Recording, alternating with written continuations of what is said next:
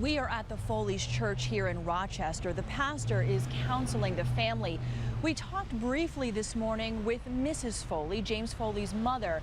She declined to go on camera, and then she reached out and hugged us, a gesture that moved us all. Overcome with grief, Diane Foley embraced each of us at her home this morning. She declined to talk on camera, but said, "We can just pray that we can be as strong as Jim." We had some bullets come overhead. Her son, James Foley, a freelance journalist who was working in Syria, was beheaded by Islamic militants who recorded the killing on video.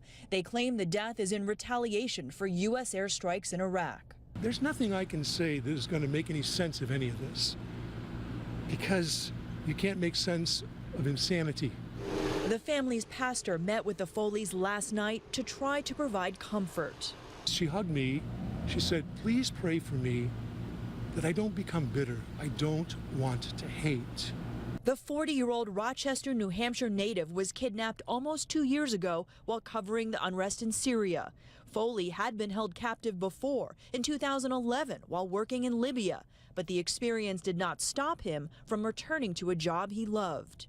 He was a man who cared about people, and he was a light. In an interview last year, Mrs. Foley talked about her son's compassion.